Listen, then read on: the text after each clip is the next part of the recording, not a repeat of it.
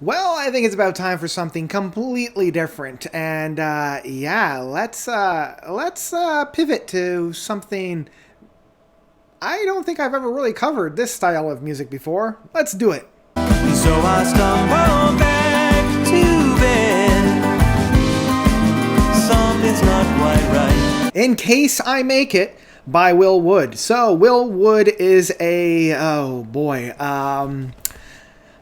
he's a lot of things. He's a comedian, he's a filmmaker, he's a musician, and in this case, he is the multi-instrumentalist, songwriter, song composer for his solo records of Will Wood. And most of the time, he also performs and tours with the Tapeworms, or I guess they tour with him, being the main band behind the scenes. I kind of equate Will Wood's music of... how do I even, I don't know if anybody remembers, like, the nerd rock stuff from, like, the mid-2000s, like the Jonathan Colton stuff, Paul and Storm, Kirby Crackle, that type of stuff, but kind of modernized a little bit. So things like, I don't know, Bo Burnham kind of comes to mind in that case. And I guess even like Bill Wirtz, a little bit within his, like, very quirky, very avant-garde, very like anything will go. I'm going to take any kind of musical stylings. And it's like that kind of expression, right? But all kind of rolled into one with a very poignant, like, social commentary. I feel like this style of music is also very self-reflective, a little bit of self-deprecation, but definitely more of like critically analyzing everything, like everything from society to the self to how we interpret society, how we fit into it, how we don't fit into it, and being very critical about that. And this, In Case I Make It, is his fourth studio album, coming off of the heels of his 2020 release of the Normal album, which I only found like last month. And this is part of the reason why I'm doing it, because the Normal album it was a game changer for me. Like, there was no other words for it. Like, I loved how poignant it was. I loved how both satirical, but also how on the nose it was in terms of dealing with what is normal, what is mental health, how do we relate to a society. It's one of those like social commentaries without doing the whole "we live in a society" kind of a take on it that I feel a lot of people are so well at doing nowadays. I've thoroughly loved it, especially now. I'm trying to find my own place within society now that things are starting to open back up again. And it's just like the perfect essence of what is normal, what is our performance of normal, and what happens when that performance is no longer serving us because it never really was.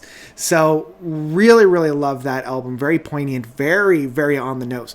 So I was very interested to see how In Case I Make It will continue this. Like, will it be that satirical, comedic aspect of it with very sharp observations? And in the one case, it kind of is. But it also reminds me of like how Father John Mitzi approaches songwriting in being both like very personal, very like cuts right to the point, while also being very flowery and very artsy and very poetic in its approach.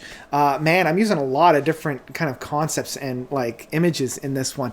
I need a lot to kind of lean on. So on the one case, this is a much more personal album from Will. It leans a lot less on the satirical concepts, but I love the musical presentation on this.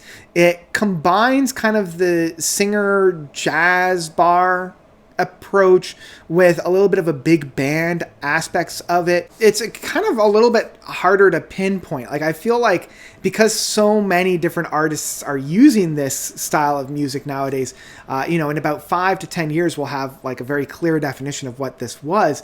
But at the moment, it's very eclectic. It's on the one hand very whimsical, very dreamy, very like off-kilter in approach in that case, but also extremely serious and very poignant. I think the biggest drawback, though, from this album, and one that I want to kind of get out of the way right at the beginning, is the length. I mean, we've got 16 songs across an hour and 12 minutes, and it's a lot to digest in a single sitting. I feel like this album would have been better as a two-part double album rather than a single double album. So what I mean by that is having about, say, 45 minutes on one complete piece of music as one package, and then another being on another package, because having it with so much, it lends flavors to kind of how complex, off the wall, very almost train of thought that like the Beatles' White Album was. I still love a lot of the different flavors that we found on this, expanding on some of the experiments that Will was doing with his past albums. Like the first 3 tracks of Tomcat Disposable, as well as Becoming the Last Names, really like take the listener on an audible journey.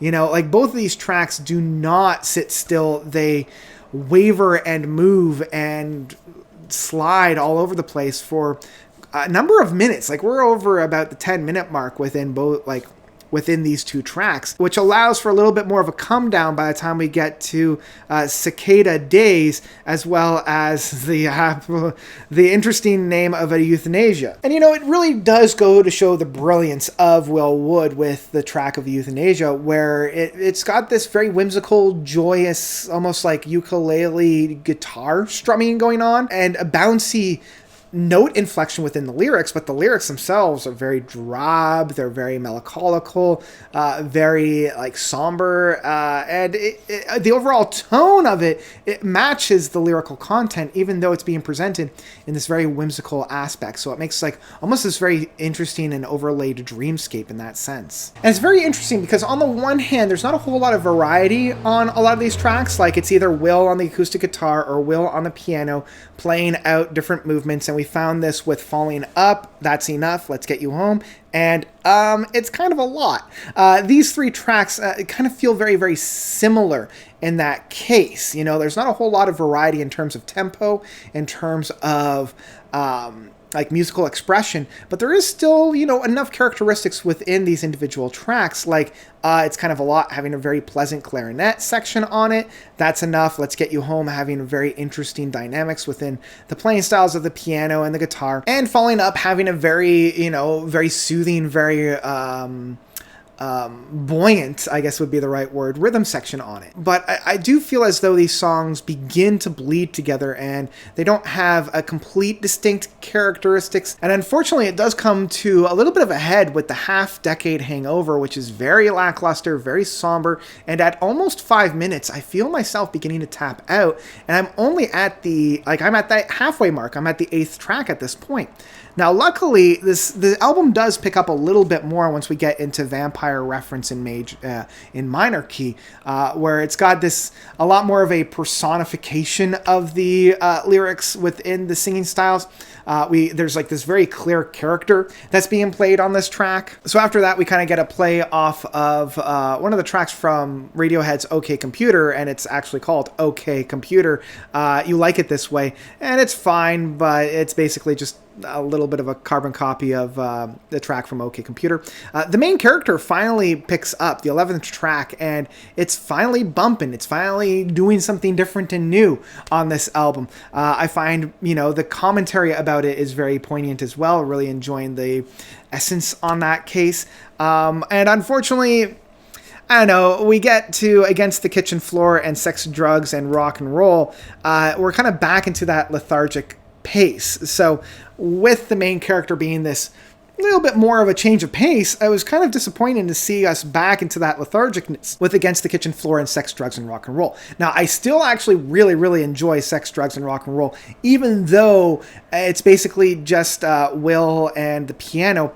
But, you know, I love the commentary about it. I love, you know, the audience interaction on this one. Then we come into the longest track name I think I've ever seen on a song, which is Big Fat Bitchy's Blueberry Pie Christmas Tree and Recreational Jello Emporium, aka Mr. Boy is on the Roof Again, featuring Pasta by Sneakers McSneakers from the motion picture BFB's B-Sides, Bagel Batches, Marshmallows, and Brash Mallows.